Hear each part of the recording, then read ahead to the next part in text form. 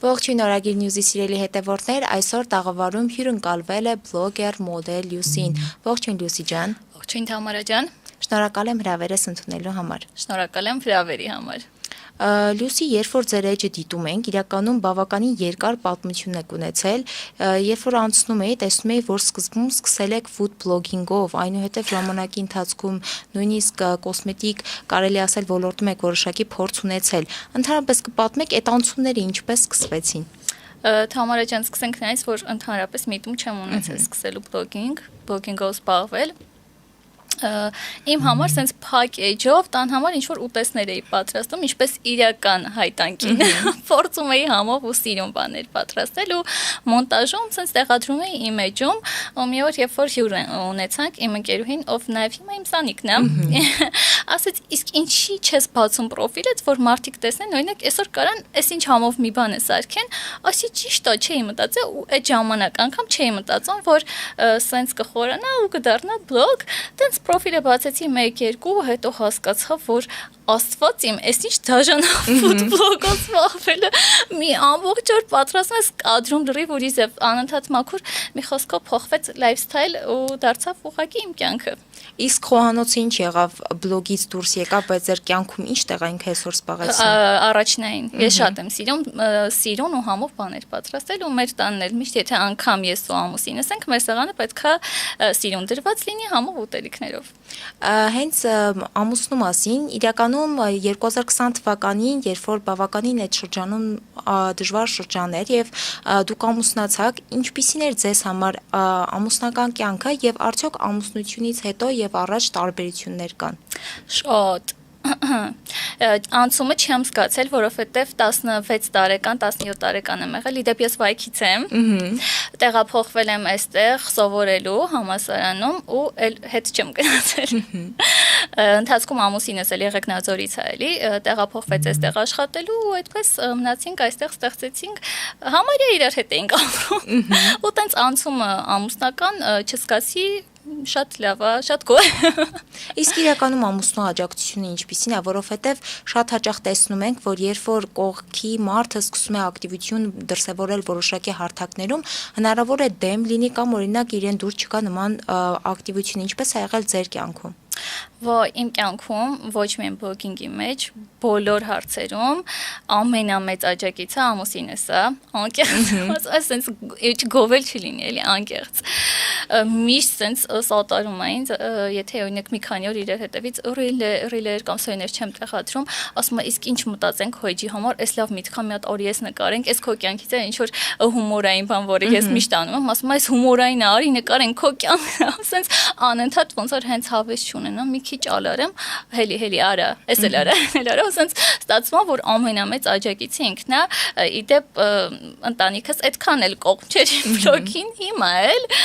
բայց ամուսինս միշտ առաջ այդ կարգախոսով ոչ մի քայլ հետ ու ասենց միշտ առաջ է լինում։ Լյուսի, բայց պատճառը ո՞րն է եղել դեմ լինելու, ինչ որ վախեր են ունեցել, որ օրինակ չեն ցանկացել, որ ակտիվություն դրսևորես։ Վախեր չգիտեմ, եթե անկեղծ այդ թեմայով չեմ էլ խոսել մամայիս հետ։ Ուղղակի ոչ թե դեմ ա եղել, այլ կողմ չի եղել։ Ամբողջ հարցը չեն ասում, չէ, պետք չի, բայց նենց էլ չի, որ լավ է, գնա առաջ, սենց այդ աջակցությունը չկա, ինչի չէի ասի ամուսնուս կողմից։ Լրիվ հակառակ պատկերն է ստացվել։ Իրականում այսպիսի մի բան կա, երբ որ ես ինքս դիտում եմ, տարբեր մարդիկ նոր ցանկանում են ինչ-որ ակտիվություն դրսևորել, միշտ վախենում են նրանից, թե օրինակ շրջապատի մարդիկ, ծանոթները, բարեկամները ինչ կասեն իրենց մասին։ Արդյոք այդ վախը չի եղել, որ ինչ կխոսեն կամ ինչ կասեն քո մասին։ Հիմա ուզում եմ փորձել հիշել, բայց ինձ թվում է չէ, որովհետև ամուսինս այնքան էր այդ աջակցությունը տալիս ինձ, որ ես գիտակցաբար թե անգիտակից չեմ փորձել մտածել, տեսնես ինչ կմտածեն, ինչ կանեն, որ ամուսինս ասել է լավ է, ես էլ առաջ եմ սենց գնացել։ Նաև նշեցիր, որ տեղափոխվեցիր այստեղ եւ այդպես էլ մնացիր, արդյոք քեզ համար այստեղ տեղափոխվելը ինչ էր, որպես նոր հնարավորություն եւ հնարավորությունների հետ մեկտեղ որքանով բարդությունների առաջ կանգնեցիր։ Վայ շատ, երազում էի տեղափոխվել Երևան ապրել, չգիտեմ ինչի, դեռ փոքր ժամանակվանից, բայց տեղափոխվելը իմ պատկերացրած sense Երևանում անհոգ կյանքը չէր, հենց ամենասկզբից շատ դժվար է եղել ու շատ դժվարությունների մասին ոչ մեկ չի իմացել բացի ինձանից, չգիտեմ ինչի են, ուժեղ աղջիկ կա իմ մեջ մի հատ, որ ասում է այդ քո խնդիրն է դու պետքա լուծես ու լիքը ժամանակ ամուսնուս հետ այդ ժամանակ դեռ ընկերություն ենք անում կարիմ կյանքում բայց լիքը խնդիրների մասին ես իր հետ էլ չեմ խոսացել չնայած նրան որ ամեն ինչ քննարկում ենք ու այդ դժվարությունները երբ որ հաղթահարում ես գայս դա ինչ որ կյանքի մի հատ փուլ ու դու հասկանում ես որ այդ դժվարությունները քեզ նենց մի հատ ուժեղ մարդ է սարքել որ չգիտեմ, պետք է այդ դժվարությունները ճիշտ է լավ կլինի, որ չլինի, բայց ավելի են ուժեղ դարձնում մարդուն։ Իրականում շատ մարդիկ են օրինակ ցանկանում տեղափոխվել եւ քո նշած ձևով պատկերացնում են, որ ամեն ինչ շատ գեղեցիկ է, լուսավոր է, բայց քանի որ խոսում ենք հենց դժվարությունների մասին, մի փոքր կպատմես իրենք ինչ են եղել եւ ինչ ձևով ես դու կարողացել միայնակ հաղթահարել։ Դե պատկերացրեք միայնակ աղջիկ, ով միշտ ապրել է ծնողների հետ, գալիս է Երևան ու անգամ ես հիշում եմ առաջին օրը այնքան եմ լացել, ես պետքա Բանգլադեշից գայի հասնեի շրջանային ագրարային համալսարանում էի սովորում։ Ես միշտ այդ դեպքը հիշում եմ։ Ու սենց տրանսպորտով գալիս եմ ու հիշում եմ, որ սուպերմարկետ կար մի հատ, մամայիս հետ ու պապայիս հետ մի անգամ եկել ենք ընդունվելուց ու գիտեմ, այդ սուպերմարկետը պետք է ասեմ ու հաջորդ կանգարին իջել եմ մոտ 3-4 խաչմերուկ։ Ու դա սեպտեմբերի 1-ն է սենց զուգված, պատրաստված, ոգևորված հեսա պետք է հասնեմ համալսարան, իջնում եմ ու չկան ու հասկանում եմ ես, որ ստեղ ոչ մեկ չունեմ։ Սենց նայում եմ կողքերս, ասում Աստված իմ, ես ոնց հասնեմ, լավ։ Ու այդ բանի տղա հանդիպում ասում կներեք, ես ուզում հասնեմ ագրարային համալսարան, կօգնեք ինձ, այդ տղան չգիտեմ իրականում ուր է գնում, ինձ տարեհասցրել է մինչև ագրարային համալսարան, ասա այս ագրարային համալսարանը կարող մտնել, ասում սենց նայում եմ դեմքին արդեն վախեցա, սենց կիսահուզված, լացած, սենց նայում եմ հասկանում եմ, որ ես այնքան շփոթված եմ, որ կարող մուտքի տեղն է չգտնեմ, սենց տանմա հասնում է ինձ ասում է, ցեզ լավ որ ասում, շնորհակալություն ու գնում եմ, սենց փոքր բաներ են դժվարությունները, բայց երբ որ հասկանում ես, որ ծնողներդ կողքիդ չեն, այնքան խոցելի ես դառնում ամեն ինչ, չգիտեմ, մի այլ տիպի դժվար է լինում։ Երբ որ ծնողներդ կողքին չեն լինում, իրականում դժվար է, քանի որ նաև որոշակի մենակություն ես զգում, արդյոք ժամանակի ընթացքում գտար այն մարդկանց, բացի իհարկե քո կողակցից, ով քեզ աջակցել է, բայց ընկերներ կարողացար այստեղ ձեռք բերել, ովքեր իրական ընկերներ են։ Հա, հենց մեր կուրսում մի աղջիկ կար, անունը Անայտե, եթե նայեցին իր հետ շատ մտերմացանք ու մի փուլ կար, ես համարյա իրանց տանն էի ապրում։ Ուղղակի ինքը իր մամայի հետ էր ապրում ու ոնց որ ամեն օր դասեցի տո գնում էինք, իր մաման ասում էր, թե այսօր մնացեք ստեղ։ Ու տենց ուզում էինք ու այդ դատարկությունը ինչ որ չափով ինքը լրացրել է, մինչև օրս իր հետ կապ ունեմ ու շատ շնորհակալ եմ իրեն։ Նաև Լուսիմի այսպիսի բան կա, իրականում շատ մարդիկ, երբ որ տեղափոխվում են Երևան սովորելու, շատերը ունեն հետևյալ պատկերացումը, որ երբ որ իրենց ծնողներ իրենց հետ չեն, հեռավորության վրա են, առավել մեծ ազատություն ունեն եւ հաճախ մարդիկ կան, ովքեր կարող են օրինակ այդ ազատությունը ճիշտ չօգտագործեն։ Արդյոք դու այդ ազատության զգացումը ինչպիսին էր քեզ համար, իհարկե հնարավոր է, որ նախկինում սահմանափակումներ այդքան էլ չես ունեցել, այդպիսի մի վարկած ինքս չդնեմ, բայց երբ որ ծնողներդ մոտ չեն քեզ, իրականում այդ ազատությունը վտանգավոր դառնում է։ Գիտեք, իմ կարծիքով ազատությունը, երբ որ տալիս են քեզ փոքրուց, դու դրա կարիքը չես լինում, ոնց է որ կենթանուն, կոպիտ օրինակ եմ ասում, պահում են վանդակի մեջ ու երբ որ այդ վանդակի դուռը մի օր բացվում է, ինքը շատ արագ փախնում է։ Նույն ձև երեխեքն են, երբ որ երեխաներին փոքր ժամանակ մեծացնում են ազատ, իրանք այդ ազատության համը գիտեն ինչա ու գիտեն ոնց դրսևորեն իրենց։ Իմ պապան, իմ մամաս այդքան չէ, մամաս ավելի խիստ է։ Պապաս ինձ միշտ ասելա, որ ես քո կողքն եմ ու դու արա այն ինչը որ կուզես։ Դե վայք սենց փոքրիկ քաղաք է վայքը, բայց ես վայքում հասել եմ աշխատեմ։ Իմ պարապմունքներով, իմ ընկերների հետ մի խոսքով ամեն ինչ այլ եմ, բայց ես գիտեմ որտեղ է իմ ազատությունը վերջանում։ Ես գիտեմ այդ ինչա ու երբ որ եկա Երևան, արդեն ես գիտեի, որ էս կարելի է ինձ, էս էլ է կարելի, բայց երբ որ ծնողներդ կողքիդ չեն, այդ ազատությունը լիարժեք չես կարող վայելես։ Երբ որ պապաս տեղ լիներ, ես ավելի լավ կվայելեի։ Նաև երբ որ խոսում ենք կրկին ընդհանրապես edge-ի մասին, հարթակների մասին, առաջինը երբ որ մտնում ենք ձեր edge, հենց գրված է, որ ֆիլտրների պատճառով խնդիրների բախվեցիք եւ կյանքը այնպեսին է, ինչպեսին որ կա, խոսենք մի փոքր տվյալ ֆիլտրների մասին, որն է եղել հենց այդ պատմության, կարելի ասել, ամենասկիզբը։ Տեսեք, երբ որ սկսեցի արդեն ռիլեր տեղացրել ու մարդիկ արդեն գալիս էին, սկսում էին հետևել ինձ, դե բարձր արդեն դեպի ուր եմ ուզում կամած ես պետքա դուրս գայի սթորիներ, ռիլերում արդեն ես երևայի ոչ մենակ ուտելիքը, ես նայում էի ինձ կամերայի մեջ ու իմ քիթ շրթունքները ու առհասարակ ես այնքան տգեղ էի իմ համար, որ փորձեցի ֆիլտրերով ուղղել։ Չգիտեմ, այդ ինչքան ժամանակ տևեց չեմ հիշի, բայց մի օր հասկացա, որ ֆիլտրը հանած ես շոտ տգեղ եմ, աստվածի իմ, ասեմ, սկսեցի ինձ չհասկանալ, չճանաչել ինձ, չընդունել ինձ ու արդեն ամենաառաջին բանը իսկ աղա վիրահատեմ, ինչը առաջինը քիթը, հետո, ճիշտ է, եւ փառք Աստծո, շատ վիրահատությունների զոհ չդարձա, միայն քթով սահմանափակվեցինք, բայց այդքան էլ հաջող փորձ չէր։ Եթե շնչում եք լավ եւ այդքան էլ դժգոհ չեք ձեր քթից մի վիրահատեք։ Մինչ քթի վատ վիրահատական շրջանին անցնելը իրականում խոսենք հենց կոմպլեքսների ձևավորման մասին, դա ինքնաբերաբար, այսինքն ստեղծվեց, թե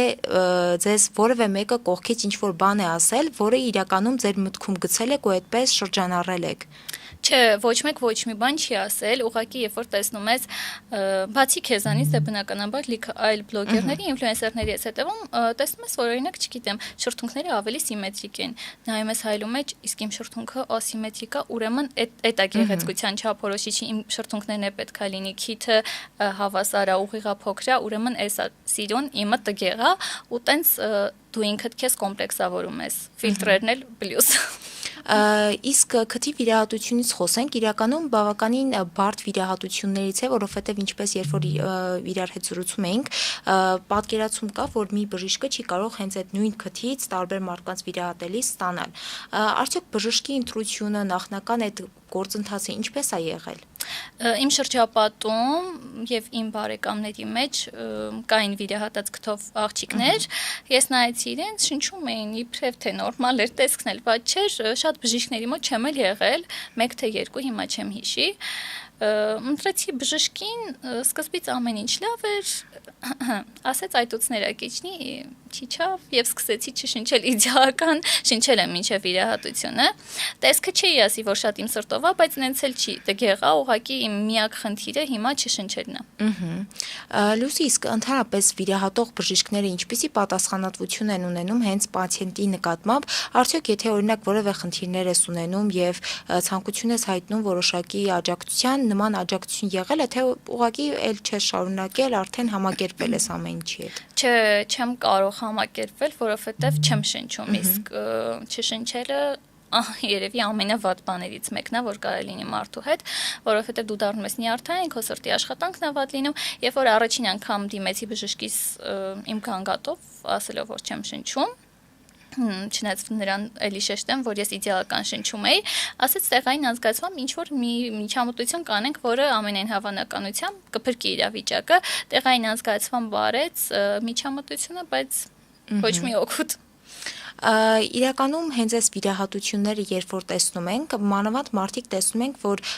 վատ վիրահատություններից հետո չեն նահանջում եւ կրկին երկրորդ, երրորդ անգամ գնում են վիրահատությունների։ Արդյոք ցանկություն չես ունեցել փորձել եւ վիրահատել, որպեսզի գոնե ուղես այն թերությունները, որոնք առկա են։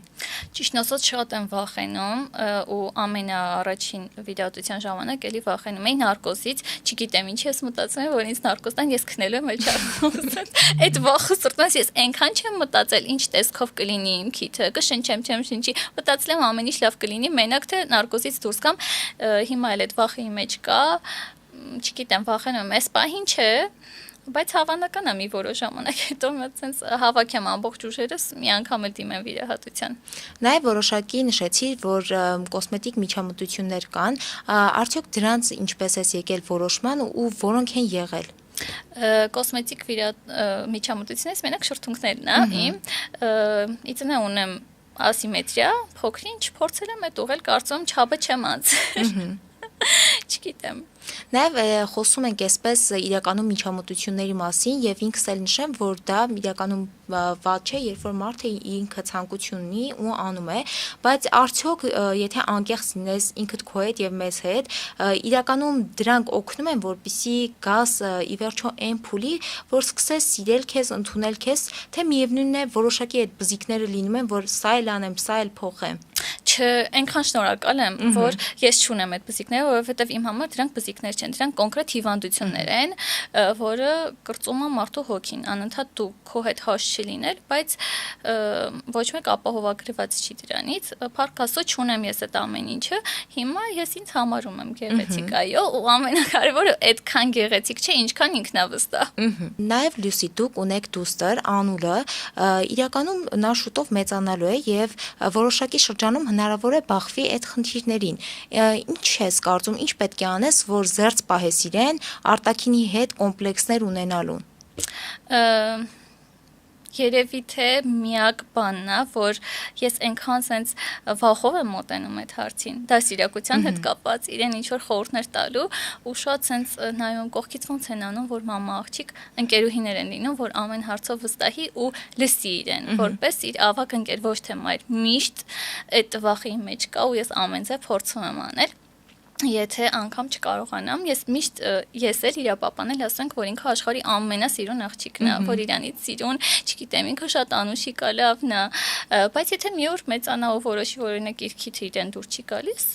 շապ ճանապարհները բաց է, ինչի չանի, եթե դրանից հետո պետք է ավելի ինքնավստահ զգա իրեն։ Ինչ ես անում, որ կարողանաս ստեղծել այդ ընկերական հարաբերությունները։ Անկեղծ ասեմ, չեմ կարող։ Այդ հարցում մեզ օգնում է ամուսինս միշտ որ ասում աղջիկներ հանգստացեք երկուսից փորձում ասենց հանդարտեցնի շատ դժվար է իրականում որովհետև մենք ստացենք մի դասիրակություն որ մաման ասում է ու վերջ իսկ հիմա ես մտածում որ այդպես չի ինքս ին վրա աշխատում եմ որ իմ հետ հավասար մարդ է ես չեմ դիտարկում որ ինքը իմ երեխան է մտածում որ մարդը ուղղակի իմ հետ ապրում է ու ես պետքա հաշվի նստեմ իր ցանկացած կարծիքի հետ դժվար է Մայր դառնալուց հետո Լուսի որոշակի բաներ քո մոտ փոխվել են թե իրական ինչ կար այնպես մնացել է Չէ, շատ բաներ են փոխվել երևի ես դարձել եմ ավելի հանդուրժող ավելի բարի չգիտեմ ճիշտ եմ ասում թե չէ այդ բառը, բայց մի քիչ ավելի հանդուրժող եմ դարձել, որովհետև երեխայից հետո կնոջ կյանքում ամեն ինչ փոխվում է։ Դժվարություններն էլ են բերում այդ ամեն ինչին, ինչը որ ես ունեցել եմ։ Նաև խոսենք հենց բլոգի մասին կրկին։ Իրականում այսօր տեսնում ենք, որ բլոգը հանդիսանում է ոչ միայն զբաղմունք մարդկանց համար, այլ նաև ինչքան էլ որ շատերի համար տարօրինակ է, հենց աշխատանք։ Կհիշես արդյոք քո համագործակցությունները ինչպես սկսվեցին եւ ո՞րն են առաջին խոշոր արդեն լուրջ համագործակցությունը, եթե կարող ես նշել։ Ես հիշողությունից այնքան վատ եմ, բայց ասեմ, որ առաջին համագործակցությունս մակրող միջոցների հետ էր կապված, երբ որ անգամ ես չգիտեի, որ ինչ է համագործակցություն առանցակ իրանից ներկայացնում, իմ համար sense ոնց որ ուտեսներն եմ սարքում բան ու գրում են ինձ էջից համագործակցենք, ես բնականաբար sense շատ ուրախանում եմ, ասեմ, իսկ ինչ է համագործակցություն, ինչ պետք է Այդպես sense փոքր բանից, բայց չեմ հիշի առաջին համագործակցությունս որն է եղել։ Իրականում որքանով է դժվար համագործակցություններ ունենալը, ինչքան էլ կողքից շատերի համար թվում է, թե նկարում ես եւ վերջ գցում ես էջ, բայց արդյոք ինչպիսի բարդություններ ունեն ընդհանրապես բլոգի միջոցով համագործակցություններ իրականացնելը։ Ոյ, ես էլ եմ այդ կարծիքը լսել ու ամեն օր եմ լսում, որ ինչ եք անում, հեշտ է ասեմ, որ ցանկացած գործ, ցանկացած ինչը որ զբաղվում է մարդ այդ գործով, դա դժվար է։ Դա աշխատանք է, ու շատ ծանր աշխատանք է։ Այս դեպքում համ մտավոր, համ ժամանակ ամբողջ օրը հեռախոսի մեջ ինչ որ մոնտաժներ ու պլյուս այդ ամեն ինչին դու պետքա փորձես ներկայացնել այդ ապրանքը։ Բայց դրանից զատ ամենաբարդը երևի գործընկերների հետ շփումն է, որովհետև կան մարդիկ, ովքեր փորձում են քեզ շահագործել կամ մի բան ոնց որ ավել, չգիտեմ ինչ որ մի բան, ես շատ խիստ եմ մոտենում այդ հարցին, մանավանդ վերջերս, երբ որ փորձում են քեզ շահագործել կամ վատ խոսել, փորձում են, չեմ աշխատում, ինչքան էլ պրոդուկտը օրինակ լավ է լինի, ինձ դուր գա, ես չեմ աշխատի այդ բրենդի հետ, եթե մարդկային չեն բոլորի։ Իրականում նաև երբ որ խոսում ենք շահագործելու մասին, վերջին շրջանում շատ եմ լսում, որ տարբեր ընկերություններ, համագործակցող կողմեր առաջարկում են օրինակ ապրանքներ գովազդել բարտեր տարբերակով, որը շահավետ չի լինում գովազդող անձին։ Արդյոք սրա մասին ինչ կարող ես ասել։ Ոյ, այնքան շատ է առաջարկները, երբ որ նոր է սկսում, իմ կարծիքով կարելի է վերցնել ինչ-որ համագործակցություններ, որ ինքդ փորձ ձեռք բերես, բայց երբ որ մտնում են քո էջ տեսնում են, որ մարդը ինչ-որ չափով հասել է ինչ-որ կետի, առաջարկել կամ չգիտեմ ինչ-որ նորմալ է առաջարկել, դա քոնտրությունն է վերցնել թե չվերցնել։ Եվ այսպիսի մի շատ խնդիրներ են իրականում լինում, երբ որ գովազդող կողմից դժգոհում են, որ օրինակ գովազդը արդյունք չտվեց կամ այսպես չեղավ, իրականում գովազդող կողմը միայն կարող է հասնել հաջողության, որովհետև չէ որ այն բրենդը, որի հետ համագործակցում ես, իրականում պետք է արդյունավետ օրինակ որևէ ապրանք ունենա, որը ներկայացվի։ Բնականաբար այդպես է ու մի հատ sense մեծ խնդիր կա, որ գովազդատուն գովազդ տրամադրելուց հետո մտածում է, որ մի ռիլով կամ մի ստորիով իր բրենդը պետքա այնքան հայտնի դառնա։ Չգիտեմ, ինչ սպասումներով են տալիս այդ գովազդը, բայց ես միշտ sense հոգեբանական փոքրիկ զրույց եմ ունենում գովազդատուի հետ, որ հետո ոչ ես ինձ ված կամ ոչ էլ դիմացինից ես հստակ ասում եմ, որ կարող ենք ունենալ այս արդյունքը, կարող ենք ունենալ այս արդյունքը, պետքա աշխատել այդ ուղղությամբ։ Նաև իրականում բլոգը որքան էլ աշխատանք է հանդիսանում, արդյոք կարողանում է քեզ նպաստել, որպեսզի ֆինանսապես ամբողջությամբ ինքդ օրինակ քո ծախսերը իրականացնես, թե ի վերջո որոշակիորեն ստատիկ աշխատանքը միևնույն է ավելի ցանկալի է լինում։ Չէ, ես ընտրել եմ այս ու ես այս ամեն ինչին վերաբերվում եմ ոչ թե որպես աշխատանք, այլ զբաղմունք, որովհետև ես չեմ հոգնում իմ աշխատանքից։ Ու բլոգինգը ինձ տվել է նաև այսօր sense մեկ ուրիշ ճյուղ, մոդելինգ, ես վերցնում եմ բիզնեսներ, պրոյեկտներ, էջերը ու իմ դեմքով, իմ ռիլերով կամ իմ սցենարներով փորձում դրանք առաջ տանել, այսինքն մենակ բլոգինգով բլոգինգը տալիս է քեզ հնարավորություններ անսահման։ Հարցա թե դու այդ հնարավորությունները ոնց կօգտագործես։ Իմ դեպքում կարծում եմ ստացվել է, որովհետև այո, փորձում եմ կանգնել իմ ոտքերի վրա։ Նաև երբ որ խոսում ենք հենց մոդելինգի մասին, իրականում ոլորտը բավականին դժվար է, որքան էլ որ աշխատում ես օրինակ ռիլսերով առաջ գնալ, արդյոք ընդհանրապես տվյալ ոլորտի նկարահանումները ինչ բարդություններ ունեն եւ արդեն այն կողմի հետ, որ դու աշխատում ես, ինչ խնդիրների ես զբաղվում։ Չգիտեմ բախտի բերմամ թե պատահմամ դեռ խնդիրներ չեմ ունեցել, չնայած որ երկարաժամկետ համագործակցություններ են, այսինքն համարյա ամեն օր գործատուների հետ շփվում եմ, այսինքն երկու կողմից ամենք իրար հետ ենք մտածում ինչ անենք, ինչ չանենք, մի քիչ ավելի ընկերական է դառնում, որպեսզի հասկանանք մաքսիմալ ոնց անենք, որ բիզնեսը առաջ տանենք Instagram-ի, Facebook-ի, TikTok-ի միջոցով։ Նաև Լյուսի, եթե ամփոփենք իրականում ձեր պրոֆիլում նաև գրված է կյանքը այնպիսին է, ինչպիսին որ կա, ինչպիսին է ձեզ համար կյանքը ձեր, եթե նկարագրեք, եւ արդյոք հեշտ է միշտ ցույց տալ ռեալը, թե լինում են պահեր, որ որոշակիորեն պետք է մի փոքր քողարկես իրականությունը։ Քողարկել չեմ կարողանում, քողարկել էի մոտ ստացվում մենակ Instagram-ից կորելը։ Եթե օրինակ իմ կյանքում ինչ-որ խնդիրներ կան կամ ես ուղղակի չափից դուրս հոգնած եմ, ես ուղղակի չկամ ոչ ռիլերում, ոչ սթորիներում, ուղղակի հեռախոսս անջատվում ու փակվում 1-2 օր ու հետո նորից վերադառնում։ Ինչն է քեզ ստիպում այդ մեկուսացումից վերադառնաս։ Ինքնս ինքյան, քանի որ շատ եմ սիրում աշխատանքը իմ բլոգին էլ չեմ նայում որպես աշխատանք, այլ իմ զբաղմունքն է,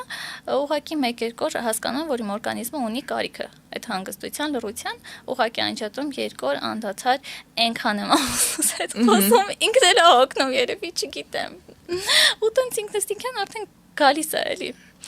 Իրականում երբ որ խոսում ենք ամուսնու մասին, հոլովակների մեջ բավականին ակտիվ ներգրաված է լինում եւ ինչպես դու ես նշում, աջակցությունը իրականում երևում է որ շատ է։ Եթե նշես իր հարաբերությունների մեջ գաղտնիքը որն է կայանում, որ աջակցությունը միշտ կա եւ որքան էլ որ անցնում է, միևնույն է այդ հարաբերությունների ամրությունը չի կորում։ Եթե ասեմ, որ ամեն ինչ իդեալական է եղել, կխաբեմ, կյանքիս ամենալավ ու ամենավատ օրերը անցկացրել եմ ամուսնուս հետ, թե ընկերական շրջանում, թե ամուսնությունից հետո, երևի սերն է, չգիտեմ։ մի քիչ ավելի տարիքով ինձանից մեծ է ու կարծում եմ մի քիչ ավելի հանդարտ հասուն բնավորություն ունի։ Երբ որ ես sense գալիս եմ ինչ որ մի բան պետք է պատմեմ, ոգևորված խոսում, sense լսում եմ հա, Լուսի ջան, դե արի հասկանանք մեզ կողմը, մենակ քո կողմը չի։ Ու sense ինչ որ անընդհատ ավելի sense ընկերական հարաբերությունները կյանքում ինչ է լինի, ես գնում եմ օրվա վերջում պետքա sense պատմեմ, հասկանամ, դա գլխով որոշումներ չեն կայացնում, այդ մեր տան օրենքն է։ Պետքա մի հատ խոսել, հանգստանալ ու միշտ փորձը ցույց տվել, որ ինքը ճիշտ խորհուրդներ է տալիս։ Ինչ որ ժամանակ տակ գլխով որոշում կայացրել ես, որ ոտքդ քարին ես առել, թե չի եղել այդպիսի բան։ Այո։ Ինչ է եղել։ Օրինակ մարդկանց այդ շփումից կողանից ինչ որ մի բան շատ նյարդայնացնի, ես ահավոր էմոցիոնալ մարդ եմ, ահավոր ես կամ մի վարքյանում լացեմ, մի վարքյամ ծիծաղեմ, այդ ամեն ինչը պետքա կոնտրոլ անել ու 1-2 հասկացա, որ պետք չի, երբ որ մարդու հետ օրինակ վիճաբանություն ես ունենում, դա նորմալ է, պետք չի էմոցիոնալ այնպես անել, որ բոլոր կամուրջները այրել ու հետ գնալու ճանապարհ չունենալ, պետքա մի հատ հանդարտվես, հետո նոր հասկանաս։ Արդյոք կարողանում ես այսօր էմոցիաներդ որոշակիորեն կառավարել։ Թամարա ջան, գիտես, երևի տարիքից ավելի, քանի մեծանում ես, տարին, տարվա վրա, ամիսը, ամսվա վրա, դու հասկանում ես, որ տարիքը իրանը ասում է։ Նենց եմ ասում, ոնց որ մեծ ձեր կինը։ Վախենում ես մեծանալուց։ Հա, շատ եմ վախենում։ Ամեն օր ամուսնուս ասում, ես չեմ ուզում 30 տարեկանին մոտ լինել։ Որն է պատճառը, ինչն է քեզ ամենաշատը վախեցնում, ըստ քեզ ինչն է խնդիրը, որ այսօր իրոք մեծամասնությունը հենց տարիքից վախենում է։ Չգիտեմ, ինձ թվում է, ինձ չի թվում կյանքը կարճ է շատ, ես կյանքը շատ եմ սիրում, ամեն վայրկյանը վայելում եմ կյանքի, անգամ տխուր պահերը, ուզում եմ ապրեմ այդ էմոցիաները, ես մտածում եմ, որ եթե արդեն 27 տարին այսքան արագ անցել, մի հատ էլ sense աչքես փակեմ, բացեմ 27, աստվածի։ Լուսի, իրականում վախենում ես տարիքից, բայց անփոփոխ հարց տամ, եթե պատկերացնես 5 տարի հետո, իհարկե արդեն 30-ը անց կարգավիճակում լինում ես, ինչ նպատակներ կցանկանաս դնել քո առջև, որ արդեն որոշակի հասած կլինես։ Իմ նպատակներից մեկն է բիզնես ունենալը, եթե ֆինանսական տեսանկյունից նայենք։ Չգիտեմ, դեռ չեմ էլ մտածել, եթե անկեղծ կոնկրետ ինչ շատ մտքեր ունեմ, բայց ես էլ չեմ կողմնորոշվում։ Մտածում եմ ինչ որ sense հստակ բիզնես ունենալ, sense երբ որ մեծանամ ու էլ հավես չունենամ ինչ որ մի բանի, ես իմ բիզնեսով sense առաջ գնամ։ Լուսի, շնորհակալ եմ նման անկեղծ, հետաքրքիր եւ պոզիտիվ զրույցի համար, վստահ եմ, որ ինչքան էլ տարիները անցնեն, միևնույն է, քո էներգիան երբեք չի փոխվի։ Շնորհակալ եմ շատ, Թամարա ջան։ Ձեզ եւս շնորհակալ ենք, սիրելի հետևորդներ, կհանդիպենք հաջորդ կիրակի։